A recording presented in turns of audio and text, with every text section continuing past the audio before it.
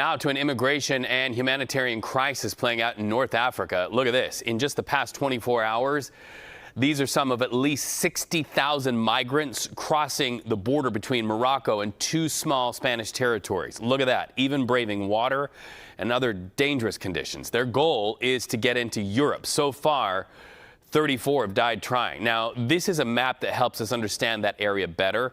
The two Spanish territories highlighted in red. That's where the Moroccan migrants are headed.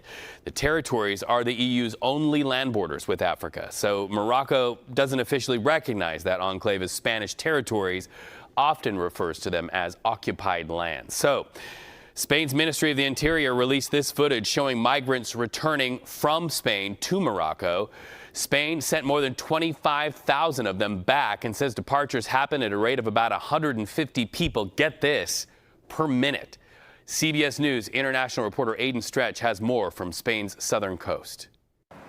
Good morning. Spain's government has deployed its army as migrants have overwhelmed its border with Morocco in northern Africa. Over the last 48 hours, thousands of people, most of them Moroccans, have made the dangerous swim around seawalls and climbed fences separating Morocco from the Spanish territories of Ceuta and Melilla. The two enclaves sit on Morocco's northern coast, but are Spanish territory, making them the European Union's only land borders with Africa. Local officials have blamed the surge on a recent Spanish Supreme Court ruling, which makes it harder to turn away migrants arriving from Morocco by sea. Crossing the border does not mean free movement across Europe. To get across the channel to where we are now in mainland Spain, migrants would have to pass additional border controls. Still, the crossings have drawn scrutiny from conservative leaders across Europe, including Italian Prime Minister Giorgia Meloni, who said she is prepared to take extraordinary measures to defend Italy's borders and its citizens. This is not the first time that Spain has faced a crisis like this. In 2021, Moroccan authorities relaxed border enforcement following a diplomatic dispute with Spain, allowing 6,000 migrants to cross into Ceuta in a single day. Back to you. Aiden Stretch there. So let's go deeper into this conversation and give you some perspective on this migration surge. Let's go live to Charles Marino. He's former Department of Homeland Security advisor and CEO of Sentinel Security Solutions, which is a global high-risk consulting intelligence firm. So what's prompting this migration surge now?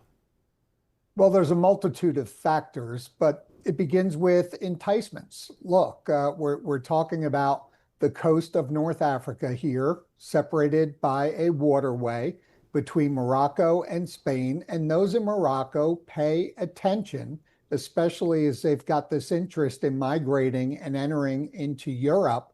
They pay attention to the political debate. They pay attention to court rulings, as is the case here. And they also pay attention to policies.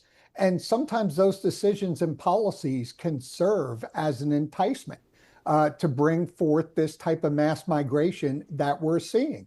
And we're also seeing a lack of traditional border security measures here on the part of both Morocco and Spain to prevent this type of mass migration from taking place.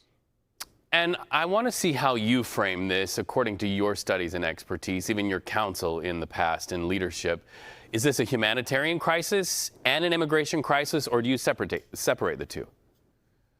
It's very hard to separate the two. We saw this at our own southwest border during the Biden administration, and that when you have mass migration like this, it automatically, because of the conditions that many of these immigrants place themselves in, it becomes a humanitarian issue. It becomes a very dangerous journey.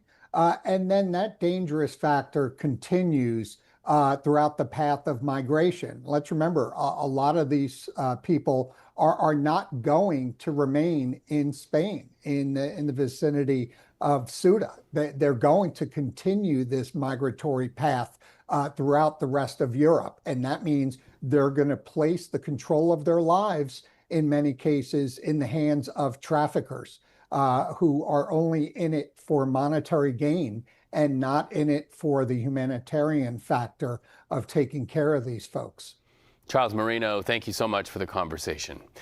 Thank also, you. We're watching this story. Rescuers found 4 bodies of